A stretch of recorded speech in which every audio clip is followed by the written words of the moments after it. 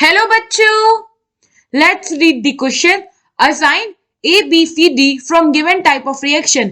A for disproportionation reaction, B for comproportionation reaction, C for either intermolecular redox reaction or displacement reaction, and D for either thermal combination redox reaction or thermal decomposition redox reaction. P4 plus 10Cl2 heat treat form PCl5.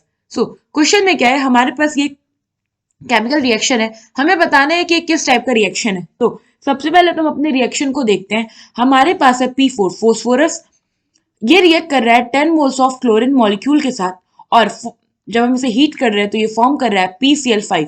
तो अगर आप देखो तो ये अभी हमारा reaction balance नहीं है, तो हम यहाँ पे क्या करेंगे, इसको बैलेंस आउट करने के लिए यहाँ पे मल्टीप्लाई कर देंगे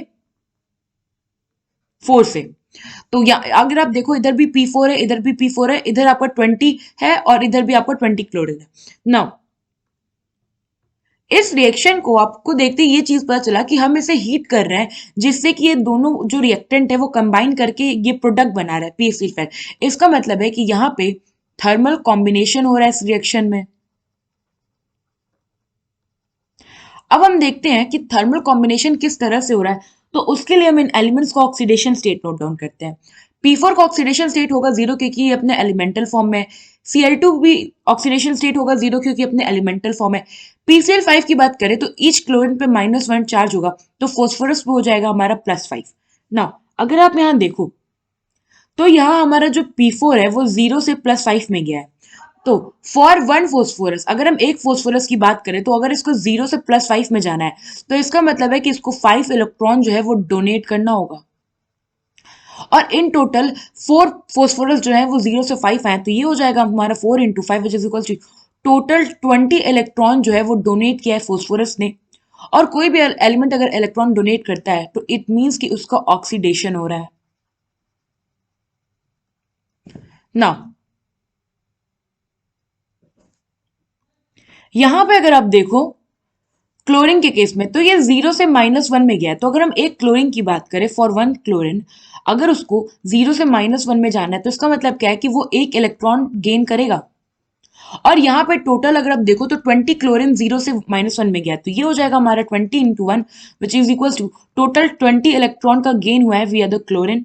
और अगर कोई एलिमेंट इलेक्ट्रॉन गेन कर रहा है तो इट मीन्स कि उसका रिडक्शन हो रहा है।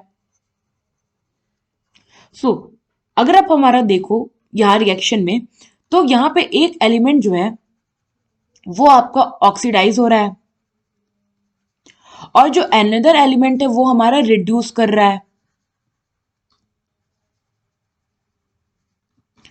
तो ऐसा कोई भी केमिकल रिएक्शन जिसमें एक एलिमेंट ऑक्सीडाइज और दूसरा रिड्यूस हो, ऐसे रिएक्शन को हम कहते हैं रिडॉक्स रिएक्शन।